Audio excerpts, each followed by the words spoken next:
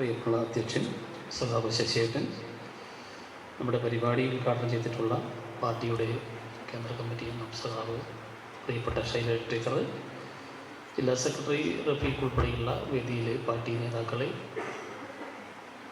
പ്രിയമുള്ള വിദ്യാർത്ഥികളെ, രക്ഷിതാക്കളെ, അധ്യാപകരെ, ഒരുപാട് കാര്യങ്ങൾ പറയുന്നില്ല. ഇത് പാർട്ടി CPM-ൻ്റെ ജില്ലാ പാർട്ടി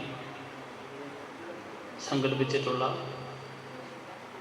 10ാം ക്ലാസ് പാസ്സായിട്ടുള്ള കുട്ടികളെ അനുമോദിക്കുന്നതിന് വേണ്ടിയിട്ടുള്ള ഒരു ചടങ്ങാണ് നമ്മളിവിടെ സംഘടിപ്പിച്ചിട്ടുള്ളത്.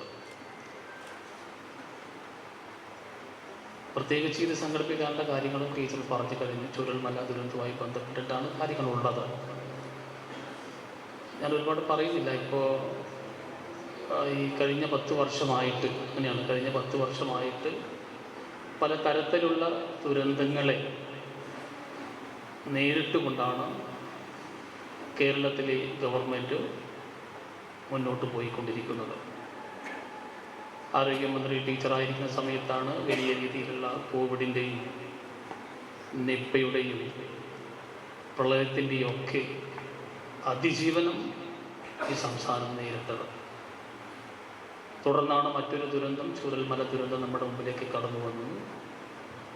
അതിനെയും ഈ കേരളത്തിലെ ഗവൺമെൻറ് മറികടക്കാനുള്ള വലിയ ഒരു ശ്രമമാണ് നടത്തിക്കൊണ്ടിരിക്കുന്നത് എന്ന് കേരളത്തിലെ പൗരബോധമുള്ള എല്ലാവർക്കും കൃത്യമായിട്ട് അറിയാവുന്ന കാര്യങ്ങളാണ്. ഈ ദുരന്തങ്ങളെയൊക്കെ മുറിച്ച് കടക്കാൻ ശ്രമിക്കുമ്പോൾ സ്വാഭാവികമായും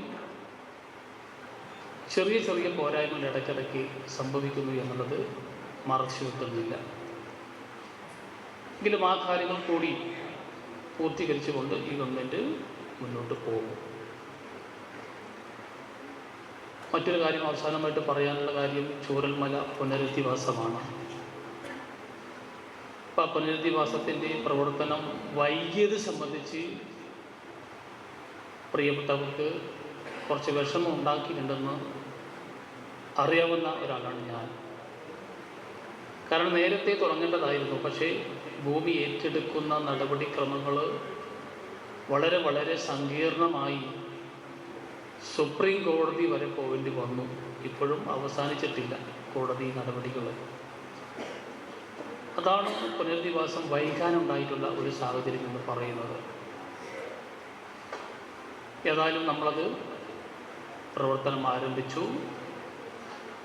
ഗവൺമെൻറ്റിനെ സംബന്ധിച്ച് എന്ത് വില കൊടുത്തും ആ പുനരധിവാസം തുടരും, അത് പൂർത്തീകരിക്കും എന്ന കാര്യത്തിൽ യാതൊരു സംശയവുമില്ല.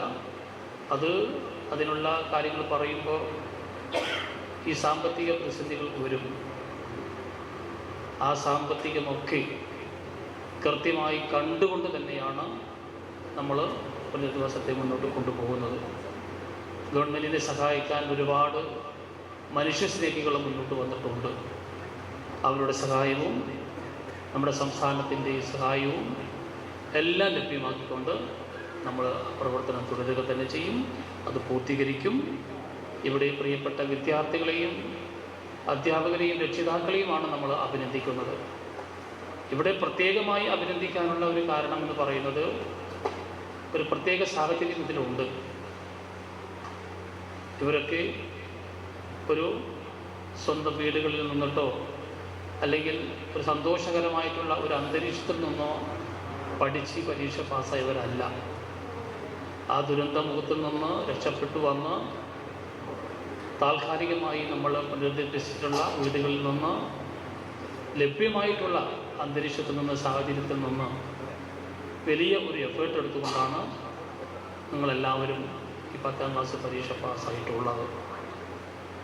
ആ 10ാം ക്ലാസ് പരീക്ഷ പാസ്സാവാൻ നമ്മുടെ അധ്യാപകരുടെ വലിയ പ്രയത്നമുണ്ട്, രക്ഷിതാക്കളുടെ പ്രയത്നമുണ്ട്, നമ്മുടെ കുട്ടികളുടെ പ്രയത്നമുണ്ട്. 62ഓളം കുട്ടികളാണ് സ്വാഭാവികമായും ഈ 10ാം ക്ലാസ് പരീക്ഷ എഴുതേണ്ടിയിരുന്നത്. പക്ഷേ 7 കുട്ടികൾ ഇന്ന് നമ്മോടൊപ്പം ഇല്ല എന്ന് എല്ലാവർക്കും അറിയാം. ഈ അവസരത്തിൽ ആ 7 കുട്ടികളെ അവസരത്തിൽ സ്മരിച്ചുകൊണ്ട് ഇവിടെ പരീക്ഷ പാസ്സായിട്ടുള്ള 55 കുട്ടികളെ മന്ത്രി എന്ന നിലയിലും പാർട്ടി എന്ന നിലയിലും വ്യക്തിപരമായിട്ടുള്ള എല്ലാ തരത്തിലുമുള്ള അഭിനന്ദനങ്ങൾ പ്രിയപ്പെട്ട വിദ്യാർത്ഥികളെ അറിയിക്കുന്നു. അതിന് പുറകിൽ പ്രവർത്തിച്ച അധ്യാപകരെയും രക്ഷിതാക്കളെയും ഒക്കെ കൂടി ഈ അവസരത്തിൽ അഭിനന്ദനം അറിയിച്ചുകൊണ്ട് എൻ്റെ വാക്കുകൾ അവസാനിപ്പിക്കുകയാണ്. നന്ദി, നമസ്കാരം.